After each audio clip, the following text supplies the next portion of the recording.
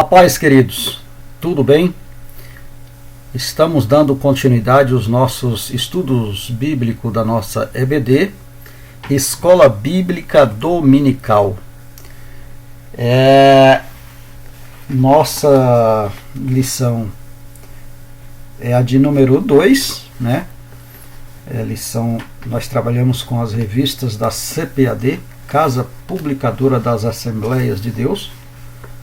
A nossa classe é a classe de adultos, do dia 13 de outubro de 2019, né, o quarto trimestre do ano. Já estamos aí findando em mais um ano aí de estudo aí, dos nossos estudos bíblicos, né, da nossa EBD, Escola Bíblica Dominical. A nossa lição, ela traz um título: o nascimento de um líder profético em Israel. Esse é o título da nossa lição. E a nossa revista também, amados, ela traz um título, né? O título do trimestre, né? O título do trimestre da nossa revista é O Governo Divino em Mãos Humanas, liderança do povo de Deus em 1º e 2º Samuel. Então, todo esse trimestre nós vamos estar estudando o livro de 1º e 2º Samuel, e vendo aí o governo de Deus nas mãos humanas. Nós vemos aí as lideranças destes grandes homens de Deus, no caso aí, né, em destaque Samuel, e nós vamos entender, né, em todo este trimestre aí, este livro, né, este livro histórico, mas tem muito a nos ensinar, né, neste livro de Samuel, 1º e 2º Samuel. Mais uma vez eu coloco aí no rodapé deste slide aí o meu nome, né, Alba Edson Gomes Livramento. É com esse nome que você vai nos encontrar aí no nosso canal no YouTube. Eu peço a sua cooperação, a sua gentileza, nos ajude aí, inscreva no nosso canal e compartilhe esta videoaula. Fazendo assim, você está nos ajudando e também você está divulgando a mensagem da obra de Deus, da palavra de Deus, tá bom? Vamos adiante, amados. O texto áureo da nossa lição vai nos dizer o seguinte: e sucedeu que, passando algum tempo, Ana concebeu e teve um filho, e chamou o nome Samuel, porque dizia ela, o tenho pedido ao Senhor. 1 Samuel, capítulo de número 1, versículo de número 20. A verdade prática nos diz: o surgimento de pessoas vocacionadas como Samuel pode ser o resultado da oração, consagração e ensino dos pais no lar, tá bom? Então aqui um contraste aqui, eu costumo fazer um pequeno comentário entre o texto áureo, versículo-chave e a verdade prática, onde o texto áureo nós podemos perceber que é uma continuidade de uma leitura que antecede. Então, para que nós venhamos a entender, precisamos pegar desde o princípio, né, desde o início do capítulo 1, né, até chegar aqui no versículo 20, para que possamos entender. Mas aqui está falando de Samuel, conhecemos a história, sabemos que Ana era uma mulher estéril, e o Senhor ali abriu a madre dela, depois dela, Ana, fazer ali uma petição ao Senhor porque ela não tinha filho, e ela ali, sendo bastante humilhada, né, porque não tinha filho, ela se viu ali numa situação difícil para uma mulher da época, né, onde o filho era tido aí como uma prova de uma mulher, né, fértil, né? Hoje em dia as mulheres evitam o máximo possível filhos, né? Outras querem, mas a grande maioria, né, procura evitar ou se programa. Não vejo nada errado nisso, mas, né, no passado não era assim. As mulheres eram assim bastante, né, vista perante a sociedade quando elas dava muito filho. No caso aqui, Ana, ela não tinha filho. Mas como aconteceu o surgimento de Samuel, nós vamos ver em toda essa lição, né, que Ana, vendo, né, toda uma situação, ela pede a Deus, né, um filho. E Deus vê a necessidade da nação para que Samuel viesse a existir. Eu quero que vocês, amados irmãos, vamos adiante. Já vou fazer um comentário aqui no início da nossa lição. Nós estamos. A nossa leitura bíblica em classe se encontra no livro de 1 Samuel, do capítulo 1 ao capítulo. Do capítulo 1, versículo 20 ao versículo 28. Eu aconselho você a ler o capítulo 1 todo de 1 Samuel. E você vai entender, né? Você vai entender a providência de Deus para Israel, a providência de Deus para o seu povo, para o povo escolhido, o povo zeloso de boas obras, tá bom? Então, amados, eu quero nesta lição aqui fazer um convite a que você venha a entender esta lição não simplesmente como uma leitura normal que nós vamos estar fazendo aqui, mas um entendimento para que nós venhamos a entender como surgiu Samuel, por que surgiu Samuel e como Deus fez isso para que, por que Deus providenciou Samuel. Então nós vamos entender aqui, amados, que Deus, né, aqui providencia Samuel numa situação em que o povo estava em uma decadência espiritual muito grande, ao ponto da nação não saber o que fazer, porque a decadência espiritual do povo estavam de uma certa maneira contaminada com o sistema da época, principalmente o sistema da idolatria, né? A idolatria era muito grande e a imoralidade da nação, do povo, se encontrava. Então agora Deus providencia Samuel. Se nós podemos verificar que Samuel,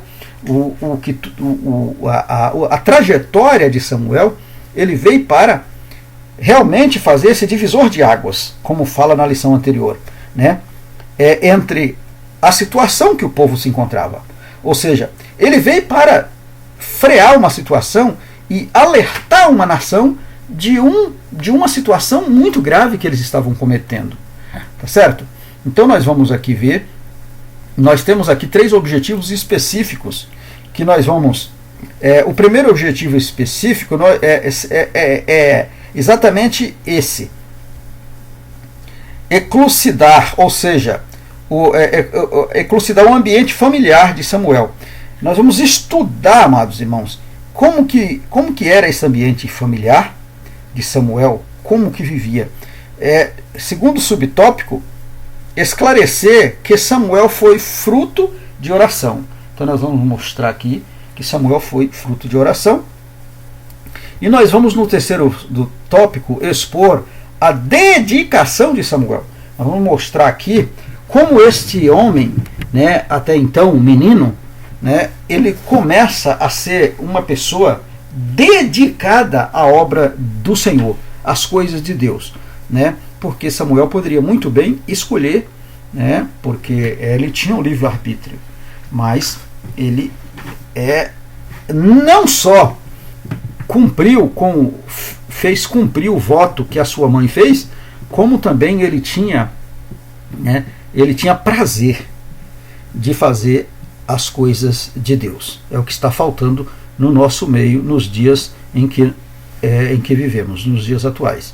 Muito bem, o comentário do professor, no comentário do professor, que nada mais é do que o que está aí na lição de professor, tá bom? Quando diz que Deus levanta pessoas para o ministério, tá? Então, para o ministério, quem levanta é Deus. Ele vocaciona os que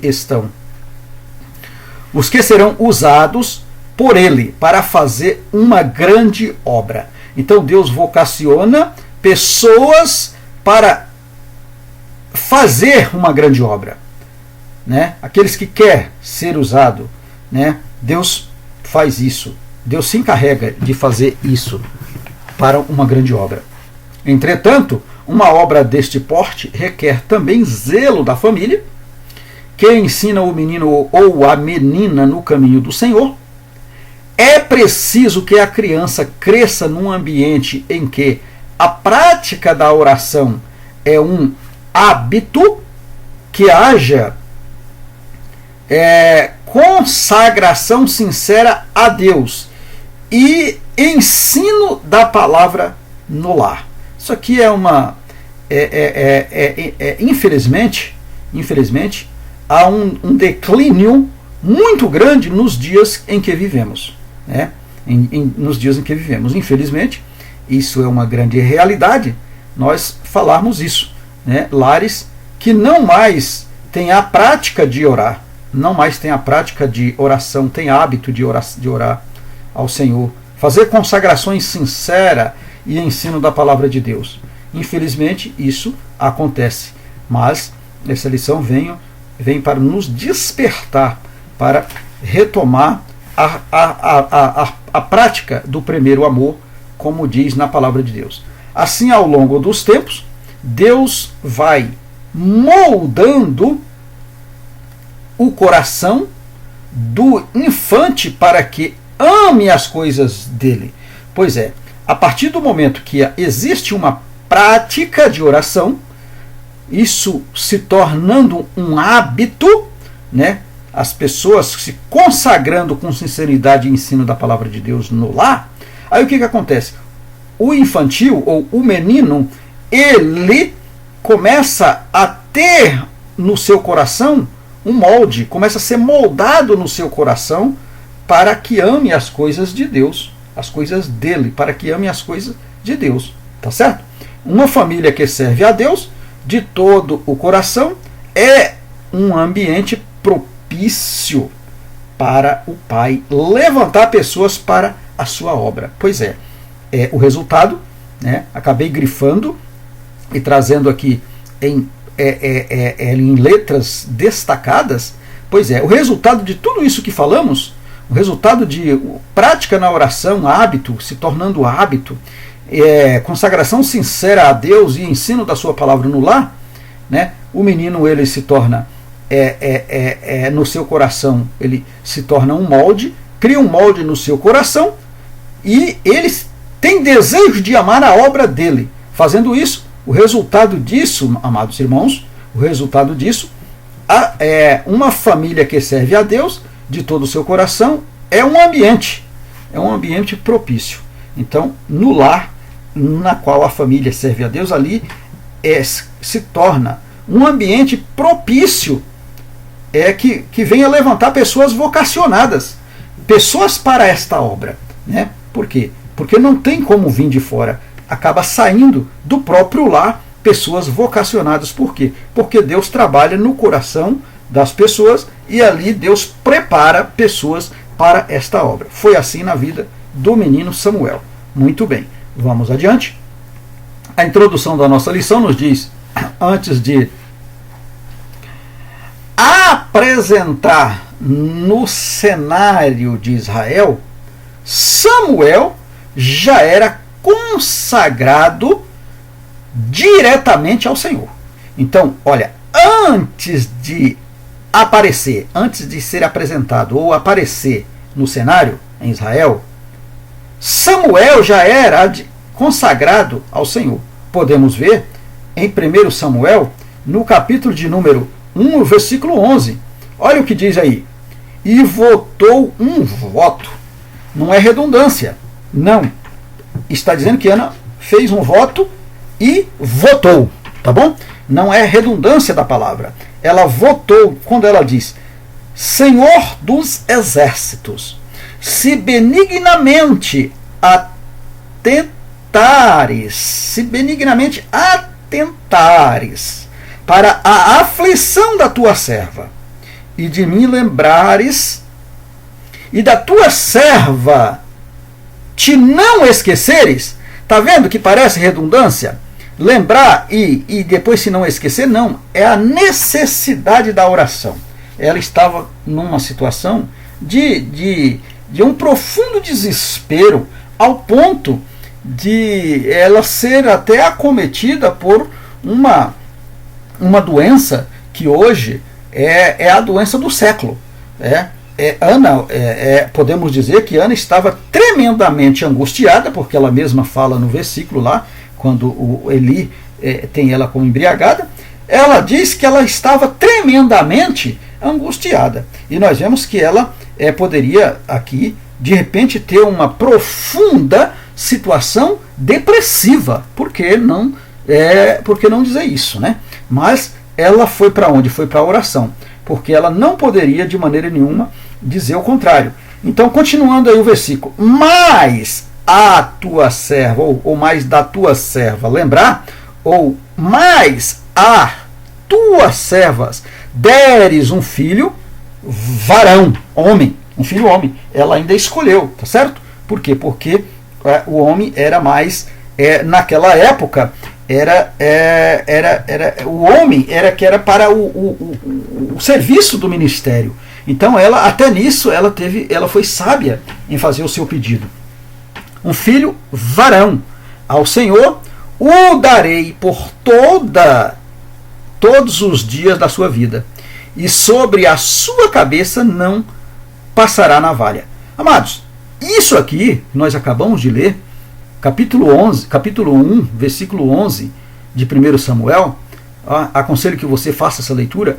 Isso aqui é de uma profundidade espiritual muito grande, porque ela coloca numa responsabilidade até mesmo do menino não aceitar este voto durante a sua vida, depois que ele crescesse, né? Pois é, mas ela arriscou, porque ela sabia no Deus em que ela servia. Tá bom, amados? Vamos adiante. Nesta lição veremos que este homem tinha tudo a seu favor para ser, e foi. Primeiramente, ele foi fruto de oração da sua mãe. Em seguida, passou toda a sua juventude sobre a mentoria do sacerdote Eli. Nós conhecemos todo o processo. Morando no santuário central, veremos que Samuel era constante na casa do Senhor. E por isso, foi grandemente abençoado. É maravilhoso quando nós percebemos isso. Sejamos constantes e nós somos maravilhosamente abençoados. O nosso objetivo é que, a partir dessa lição, você e o seu lar seja grandemente abençoado. Preste atenção, amados irmãos, que realmente esta lição nos traz grandes ensinamentos de bênção para o nosso lar. Vale a pena criar os filhos no temor do Senhor, que ele não se afaste da casa de Deus. Vale a pena, amados irmãos, vale a pena. Muito bem, vamos adiante.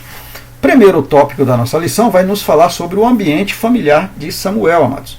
Você vai ver que o ambiente familiar de Samuel não era nada favorável. Não era nada favorável, mas ele estava debaixo da bênção. Onde Samuel, primeiro subtópico aí do tópico 1, vamos falar onde Samuel nasceu. Depois nós vamos falar a bigamia presente, né? Samuel viveu nesse ambiente bigâmico, na qual seu pai tinha 2 mulheres, né? E nós vamos também falar sobre uma família piedosa, né? Piedosa. Preste atenção, que nós temos aí bastante entendimento aqui. Muito bem, vamos adiante aqui. Vamos conversar um pouco aqui. Tá, vamos conversar um pouco aqui. Vamos começar por aqui. Vamos começar por aqui. Olha, amados, onde nasceu Samuel? Ou onde Samuel nasceu? Olha, no capítulo 1 nós vemos que o lar onde Samuel nasceu não era perfeito. Então, podemos ver que o lar não era perfeito. Amado, como não era perfeito? Pois é, estudiosos dos costumes bíblicos afirmam que nas famílias dos homens de Deus do passado havia os mesmos problemas de hoje. Tá bom? Então nós vemos aí perante a Bíblia e até estudiosos dos costumes bíblicos, né, afirmam isso, que os lares do passado tinham os mesmos problemas de hoje. Quais eram os problemas que tinha no passado? Tinha conflitos e maus tratos, né? Conflitos e maus tratos. Por quê? Olha aqui. Primeiro conflito na casa de Samuel. Na casa de Samuel existia esse conflito aí, ó, a bigamia. Olha, o que é a bigamia? Nesta imagem, nós vemos aqui que é o processo de o homem possuir mais de uma mulher. No caso aí, Samuel, né, vivia num ambiente que seu pai, Eucana, tinha duas mulheres, né? E rivalidade entre irmãos, né? A lição está falando da rivalidade. Nós vemos esse caso aqui na época, acontecendo aqui com Saul, né, e Jacó. Já enfrentou esse problema de rivalidade. E também oposição entre pais e filhos. Tinha esse problema de oposição. E nós podemos falar aí também de Davi e Absalão, né? Davi e Absalão. Eles tinham um grande problema de oposição. Então, olha para ver quanto tempo existiam isso. Biblicamente você vai verificar que esses conflitos existiram, né? E eles existem hoje ainda. Rivalidade, né? Muito bem, pois é. Então essas rivalidades, amados irmãos, essas rivalidades aqui, ó, que nós acabamos de falar, a bigamia, a rivalidade entre irmãos e a oposição entre pais e filhos, nem isso aqui, irmãos, nem esse problema que viveu lá, esses fatos, não anularam o projeto de Deus para a família de Samuel. Não. E nós vamos entender durante a nossa lição por que não anularam. Não anularam por quê? Porque eles eram uma família que tinha um propósito, irmãos. Tinha um propósito. A Bíblia diz que Eucana, pai do jovem Samuel, sacerdote e profeta, era levita da família de Coate. Primeiro, as Crônicas, capítulo 6, versículo 22 ao versículo 28. Então, eles, olha, preste atenção aqui, amados. Então, eles tinham propósito.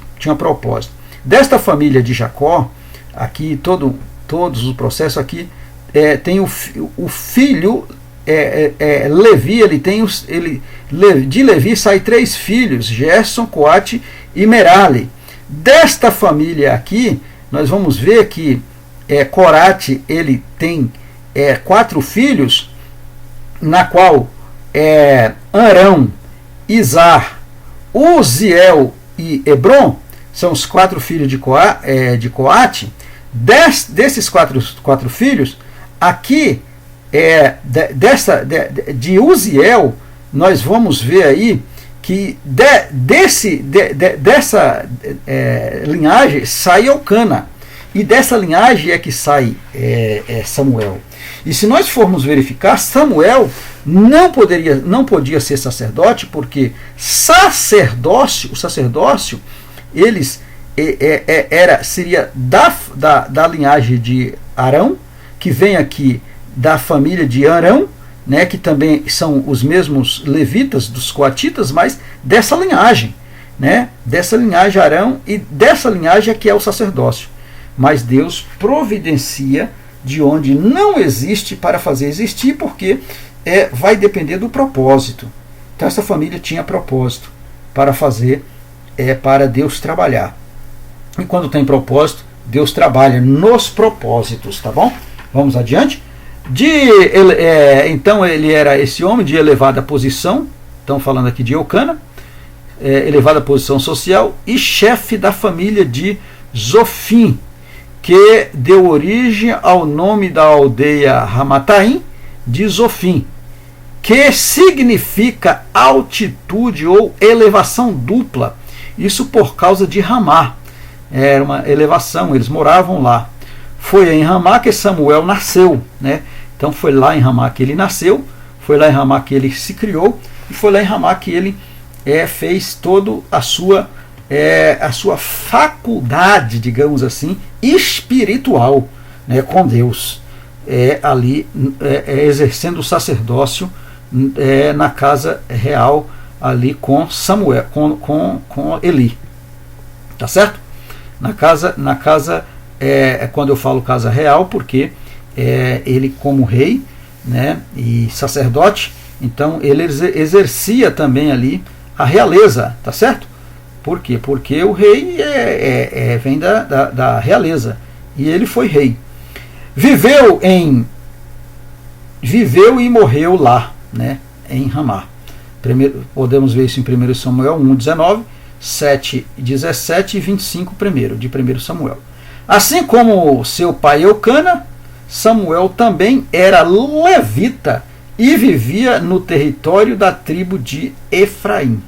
Pode ver isso, né, em 1 Crônicas. Você vai ver no capítulo 6, do versículo 22 ao versículo 28, você vai ver essa trajetória aqui, ó, essa trajetória, e você vai ver que ele vem aqui de Coate, e daqui de Uziel, ele vem dessa linhagem de Uziel.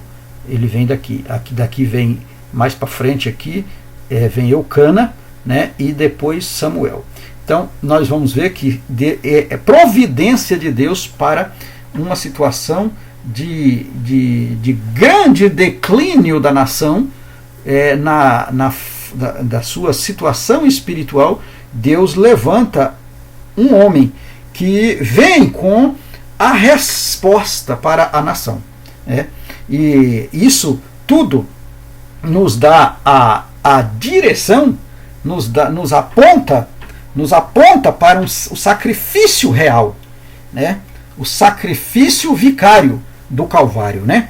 Quando Deus, a Bíblia diz que ele, olhando para a terra, ele não viu nenhum justo para exercer ou para receber o sacrifício, para fazer esse sacrifício. Aí ele teve que providenciar no ventre de uma virgem alguém que viesse para sofrer, né, para morrer, para levantar alguém para salvar a humanidade. Não foi diferente aqui com Samuel. A degradação espiritual que vivia Israel, o povo, a nação. E Deus levantou alguém, teve que nascer, porque dos que existia na época não tinha condição. E se você for verificar no livro de Samuel, no capítulo 2 ali, quando nós vemos o pecado, os pecados do sacerdócio, dos sacerdotes, dos filhos de Eli, que estava ali exercendo o sacerdócio, porque era uma situação hierárquica, exercia o sacerdócio. Nós vimos na aula passada com relação ao modelo de governo, né? Ao modelo de governo que saiu da anarquia para a monarquia teocrática, no caso aqui monárquico teocrático, e esse sistema de governo estava sendo exercido naquela época, e aí depois vem o processo da dinastia do governo davídico. Então, nesse processo, nesses sistemas de governo, os governos eles passavam de pais para filhos, né? E aqui estavam os filhos de Eli no sacerdócio, né? Aí Deus vem e levanta Samuel para o sacerdote. Como assim? Samuel não é da família da família real, não é da família araônica. Como pode? Pois é, Deus faz acontecer. Por quê? Porque Ele é Deus e é Ele que sabe da necessidade, é Ele que conhece a necessidade da nação, é Ele que sabe o que está errado e é Ele que pode fazer as coisas dar certo. Tá bom? Então, isso aqui, esta lição é maravilhosa para que nós entendemos o propósito de Deus na vida do seu povo. Muito bem. Aqui, amados, segundo subtópico, a bigamia presente. Então vamos falar aqui. Olha, o autor do livro de Samuel pontua que Eucana tinha 2 mulheres, né? Era uma prática, essa prática ela era feria o princípio bíblico, né? Feria o princípio bíblico, posto que essa única foi o ideal de Deus, nunca foi, tá? Posto que esse, né? Nunca foi o ideal de Deus para a família, nunca foi. Esse propósito, esse sistema nunca foi o ideal de Deus para a família. Nós podemos ver aqui em Gênesis, tá? No capítulo de número 2, capítulo 2, versículo 24 do Gênesis, nós vamos ver isso aqui, ó. Olha, quando o Senhor ali fala, portanto, deixará o varão, ou o homem, o seu pai e a sua mãe, e apegar-se-á sua mulher, e será ambos uma carne. Então aqui o Senhor está falando, quando Ele cria o homem, Ele dá ordem ali, Ele diz que o homem, ele larga, ele deixa o seu pai e a sua mãe, e ele junta, esse apegar-se-á junta a sua mulher, ou seja, no matrimônio, casa-se, e após esse matrimônio, esta união, né, esta união do macho com a fêmea, do marido e da mulher, eles se tornam uma carne. Aqui o Senhor não deu, aqui no princípio, né, e nós vamos ver Jesus falando isso aqui, no princípio não foi assim. No princípio não foi assim. Deus não disse que o homem tinha que pegar 2 mulheres, né, e os 3 se tornavam, não. Ele disse que os 2 se tornam uma única carne. Mateus capítulo 19, versículo 5 ao versículo 6, nós vamos ler alguns versículos a mais, né, para entendermos. E disse Jesus, portanto, deixará o homem pai e mãe, e se unirá a sua mulher, e serão 2 numa só carne. Assim, não são mais 2, mas uma só carne. Portanto, o que Deus ajuntou, não separa o homem. Disseram-lhe eles quem? Os fariseus. Eu aconselho que você lê os versículos anteriores para entender esta leitura, né? Lê a partir do capítulo 19, né? Ali no capítulo 19, desde o primeiro versículo, você vai entender o que está falando esta lição. Então disseram eles, os fariseus, né? Os fariseus que estavam fazendo essa pergunta a Jesus. Então, por que mandou Moisés dar-lhe carta de divórcio e repudiá-la, ou seja, e separá-la? E o Senhor Jesus disse, olha, disse-lhe ele, Moisés, por causa da dureza do vosso coração, vos permitiu repudiar a vossa mulher, mas no princípio não foi assim, tá bom? Então Jesus falou, no princípio não foi assim. Qual foi a ordem do princípio? Essa ordem aqui, ó. Essa ordem aqui, ó. Junta o varão, larga o seu pai larga a sua mãe, junta a sua mulher, e ambos serão numa só carne. Foi assim que era no princípio, tá bom? Vamos adiante. Aqui, embora fosse tolerado pela lei, né, e aqui isso era uma tolerância da lei, a lei tolerava isso. Alguns homens da Bíblia foram polígamos, mas tiveram consequências gravíssimas. Nós vemos isso em Abraão, Jacó, Gideão, Davi, Salomão. Tá? Em destaque aqui você pode ver isso aqui, ó, Salomão e Davi. Conhecemos algumas situações desses dois homens que foi difícil, né, para eles, né? Não temos tempo aqui para explanar, né, nenhum deles aqui, mas nós vemos aqui, né, conhecemos de cor e salteado o caso de Davi e Salomão, né, e nós sabemos que Salomão, infelizmente, morreu na idolatria. Um homem que ele pediu, né, ele pediu a Deus sabedoria, e Deus diz que deu a ele toda a sabedoria para ele reinar sobre a terra, tá bom? A prática comprometedora de Eucana trouxe problemas para si e para sua mulher, Ana, a quem amava, pois Penina provocava sua rival, visto que ela tinha filhos, mas Ana não tinha filho. Ana não. Cresce que no casamento de Eucana com Penina se dera por causa da esterilidade de Ana. Isso aqui eles creem, não está na Bíblia falando isso, mas cresce que isso pode ter acontecido por causa deste processo aqui, tá bom? Pode ser que realmente isso aconteceu. Por vez, vossos lares se tornaram conflituosos devido à falta de prudência e sabedoria de um dos dois cônjuges. Então é muito importante ter sabedoria, né, dos dois cônjuges. Por quê? Porque para não passar por um processo complicado como esse.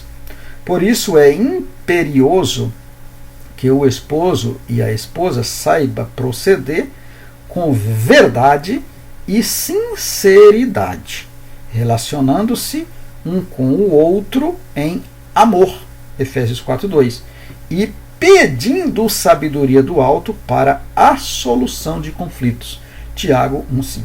Pois é, aqui gostaria de deixar aqui um pequeno comentário, onde os dois precisam de exercer sabedoria, né, para que não venhamos ter problemas entre o casal, relacionamentos, né, em desacordo. E quando nós falamos isso é muito profundo, tem muitas áreas que os casais passam por problemas meio que quase que insolúvel. Por quê? Porque por falta de sabedoria, falta de vigilância e falta de prudência, dos dois lados. E principalmente para o lado da mulher. Então, o homem ele é um ser que ele não quero aqui dar ponto nenhum para nenhum homem não, mas o homem ele é muito, né, assim provocado nessa parte, principalmente do sexo oposto, tá certo? E isso exige muita vigilância, muito cuidado, muita prudência, né, para que as coisas não venham a ter complicações. E quando isso não é bem administrado no casal, não há um relacionamento amoroso entre o casal, então essa parte essa parte fica mais propensa ao tropeço, principalmente do homem. E aí o que acontece? Vai acabar gerando conflitos, né? E isso leva a infidelidade. A infidelidade. E aí o que acontece? Tem a desaprovação de Deus. Muito bem, vamos adiante. O terceiro tópico aqui, subtópico, a família piedosa.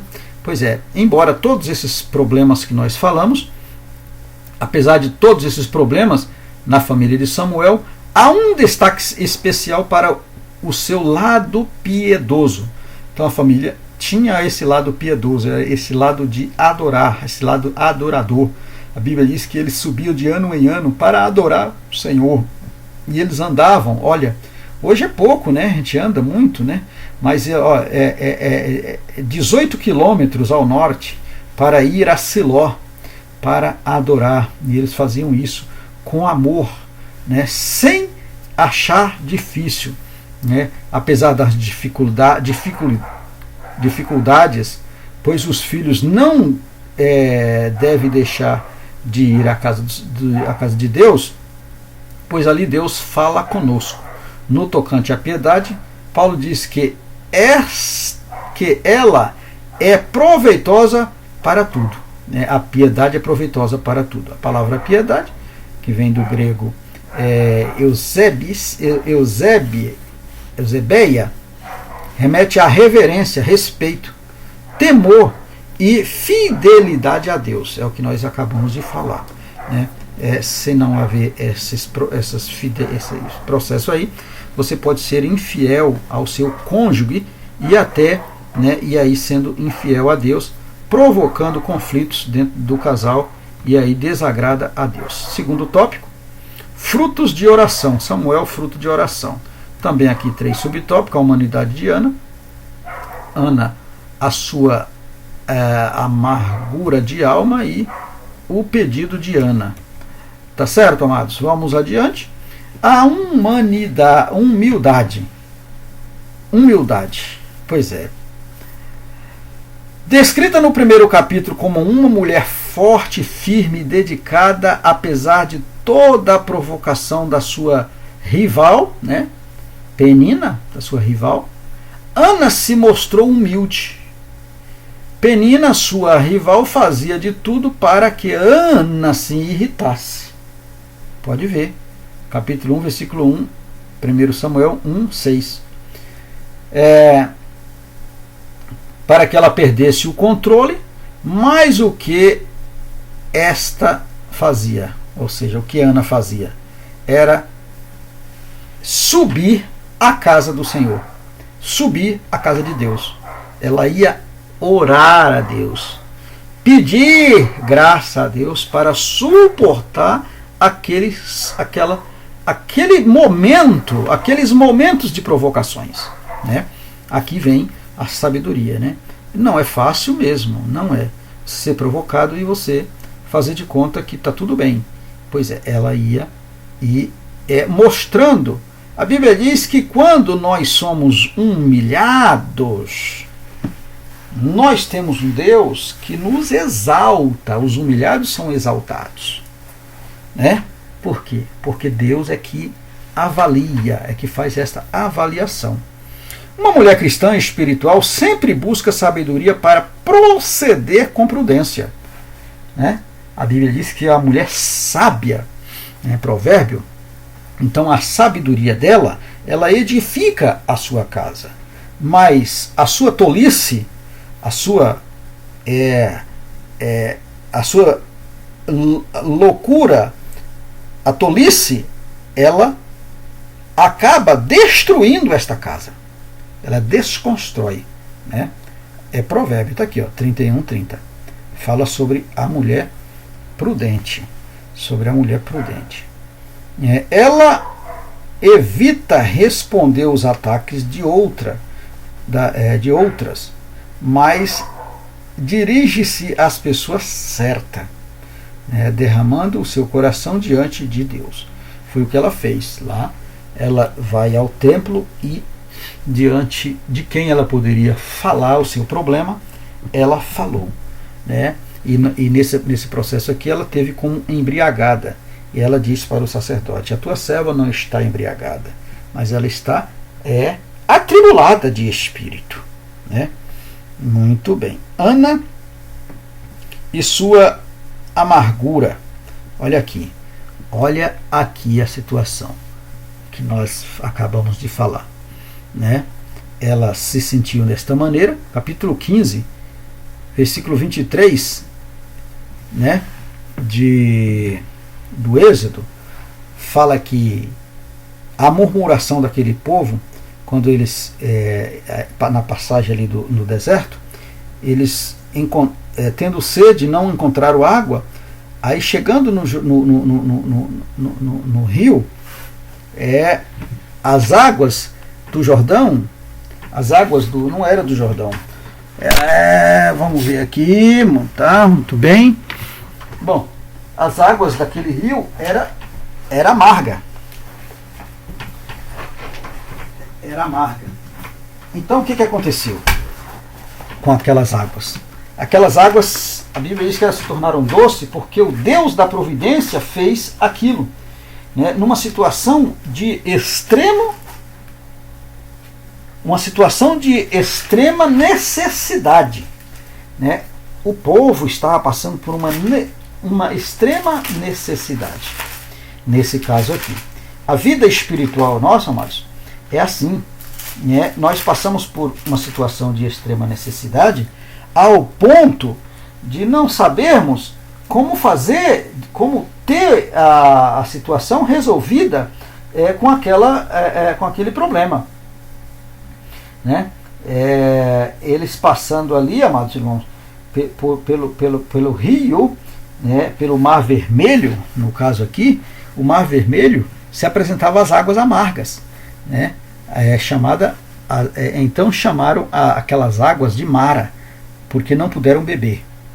Mas Deus, né, ali através de Moisés, fez a providência que eles pudessem beber. Eles pedem a Moisés: o que havemos de fazer? O que havemos de beber, Moisés, nesse deserto? Mas Deus é o Deus da providência, né? Ruth, capítulo de número 1, versículo 20, também nós vemos que Noemi, numa situação também de bastante, vamos dizer, depressiva, porque não? Ela estava numa situação complicada, porque não tinha mais marido, seus filhos também tinham morrido, e agora 2 noras sobraram. E ela diz que o nome dela aquele nome que ela tinha, não merecia, ela não tinha significado para ter aquele nome. Não precisava chamar ela mais de Noemi, mas chamasse de Mara, porque ela estava passando por um problema de grande amargura no seu coração. E ela colocou isso que o culpado disso era Deus Todo-Poderoso, que foi a culpa. Né, amados? Às vezes, numa situação de bastante desespero, a gente leva a situação para achar que Deus tem culpa. Mas Ana, aqui não. Toda a situação na qual vivia fazia com que sua alma tivesse grande amargura. Mas ela, sabendo da sua amargura, ela sabia que existia um Deus que poderia dar a solução. Né? No caso de Ana, por ser entendida como desapontamento, né? Entendida como desapontamento, frustração, né? Porque ela estava frustrada com a situação. No santuário, ela orava ao Senhor apenas com os lábios, né? E aqui ela foi tida como embriagada, mas ela olhou e ela, com muita reverência, isso é muito importante, nós temos reverência para com o sacerdote, porque embora Eli já tinha perdido a autoridade, e nós vemos isso logo na sequência, nós vemos a respeito do pecado dos seus filhos, que ele não tinha autoridade sobre eles mais, mas ela tinha esse processo, ela tinha reverência, ela explicou sua dor, ela fala para o sacerdote a sua dor, e ela diz, olha, ele diz, olha, de modo que o sacerdote lhe respondeu, vai em paz, né? Nós vimos lá que ela diz, a tua serva ela está tremendamente angustiada, de coração aflito. Louvado seja o nome do Senhor. E o sacerdote o abençoa. Ela diz: vai em paz. O Deus de Israel, de toda o Deus de Israel te conceda a tua petição que lhe pediste. Louvado seja o nome do Senhor. E a Bíblia diz que ela concebeu, né? Ela concebeu. Ana pediu um filho para Deus. Neste pedido ela fez um voto, mencionando duas promessas. Primeira, se o pedido fosse atendido, ela daria ou dedicaria ao seu filho como levita para sempre a Deus. Ela devolveria. Ela falou: olha, você me deu, mas eu te devolvo, ele é teu. Louvado seja Deus. Isso é um pedido ousado. Isso é um pedido ousado. Porque ela tinha o desejo, mas o menino poderia não ter, né? Ao ponto de, quando chegasse ali na sua adolescência, ele não ter mais o desejo. Mas isso brotou também no coração de Deus para nascer alguém, né? E este alguém iria trazer a consciência ou a conscientização daquela nação que estava, né, envolvida em grandes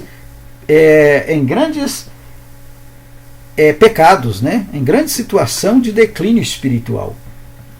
Note que o ministério do levita durava até 50 anos, pois é, e ela diz que dava para sempre, né? No capítulo 4, versículo 3 de Números.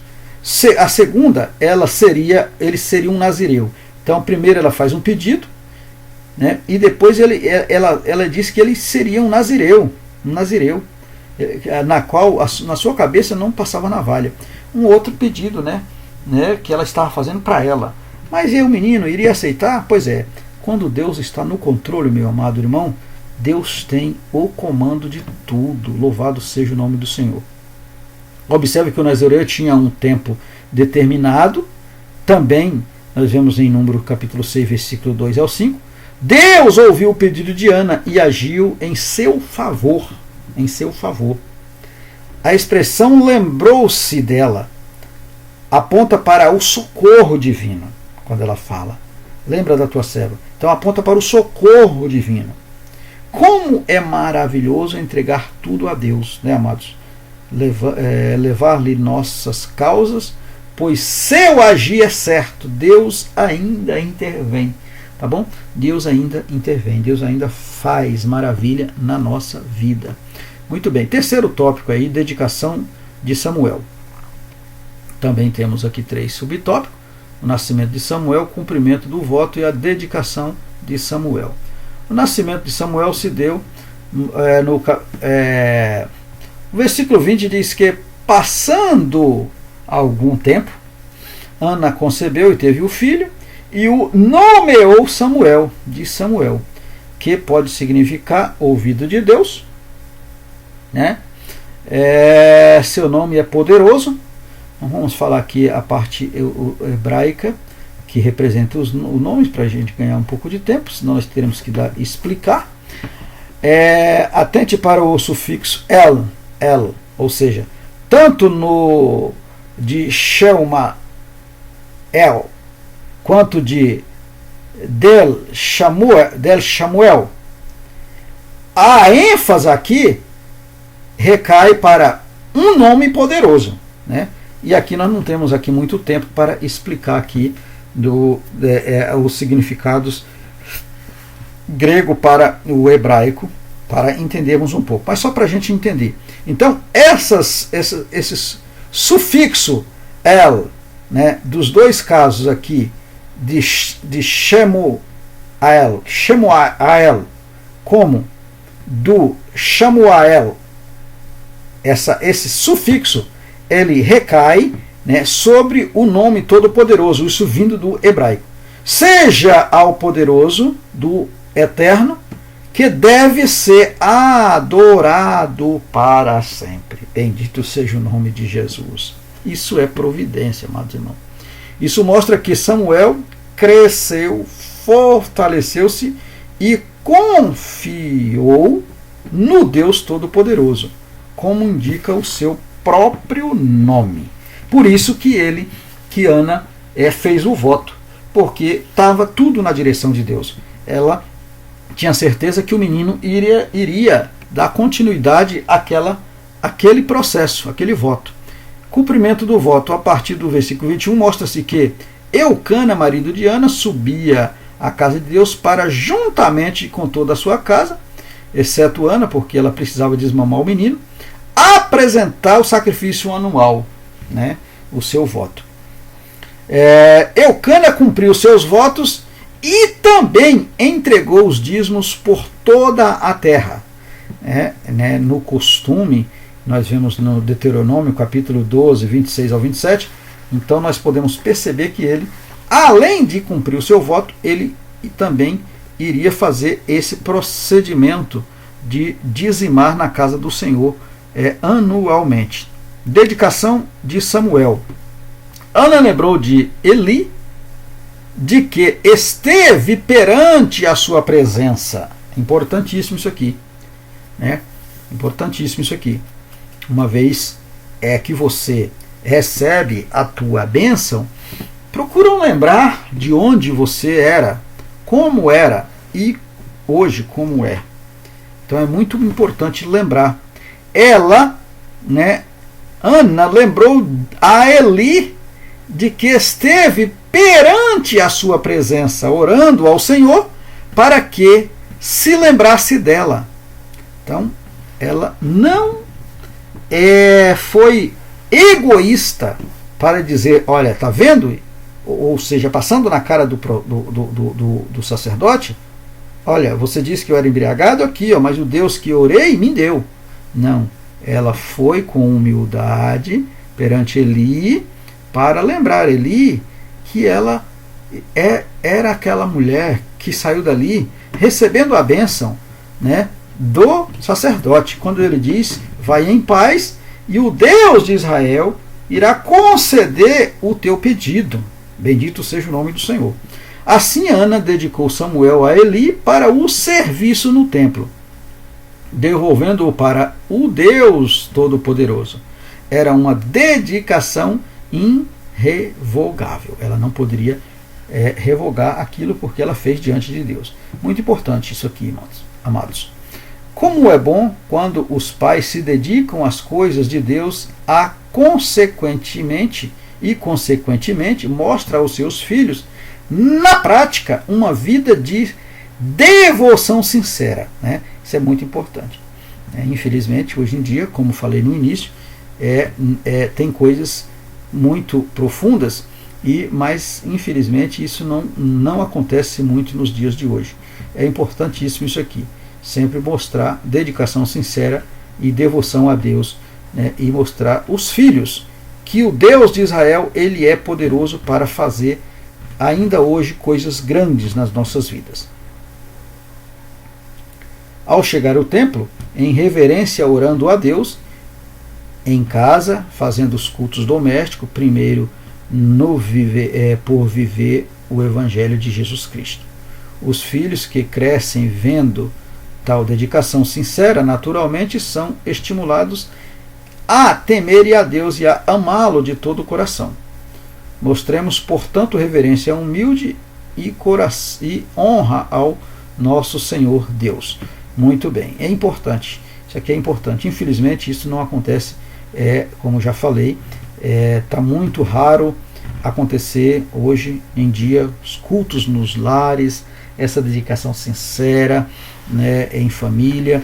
Hoje em dia existe coisas que até nas refeições do lar, infelizmente hoje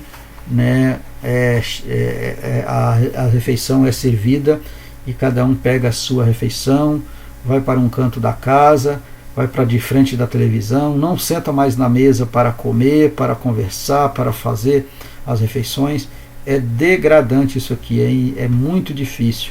Infelizmente, essas coisas existem e a gente fala, mas tá difícil esse resgate essa boa prática nos dias em que vivemos. Tá bom? Na conclusão da nossa lição, podemos concluir o seguinte: com esta lição somos estimulados a apresentar a Deus as nossas petições, tá bom? Nós apresentamos a Deus as nossas petições. Uma vez abençoados, voltamos à casa voltamos à sua casa, conforme o exemplo de Ana. Volta lá e agradece, tá? Agradece a ele, para agradecê-lo pela oração respondida. Neste sentido, nossa vida deve ser um testemunho aberto aos nossos filhos acerca da dedicação, reverência e humildade ao Deus Todo-Poderoso. Tá bom? Então, fazendo isso, você vê que você, além de estar mostrando o Deus em que você serve, você está testemunhando de uma forma aberta também para a família, para os filhos, para que eles enxerguem estas providências de Deus na sua vida. Ana teve 2 privilégios: de ter um filho e, além disso, vê-lo ungido por Deus para o ministério. Isso é um privilégio de qualquer pai, ter um filho e ver ele crescer na obra de Deus, ser um pastor, ser um obreiro, ser um missionário, pregar a palavra de Deus. Isso é maravilhoso. Cantar, louvar, isso é maravilhoso. Louvado seja o nome do Senhor. Por intermédio de sua família, Deus pode levantar novos vocacionados. Amém, glória a Deus. Deus pode levantar novos vocacionados através da minha família, da sua família. Você que está ouvindo esse vídeo, esta videoaula, Deus pode fazer isso também na sua família. Amém, amados? Que Deus nos abençoe, que Deus em Cristo continue nos dando esse privilégio de poder falar para a nossa família sobre a sua obra. Amém, amados? Que Deus em Cristo nos abençoe. Até a próxima aula, se o Senhor assim nos permitir.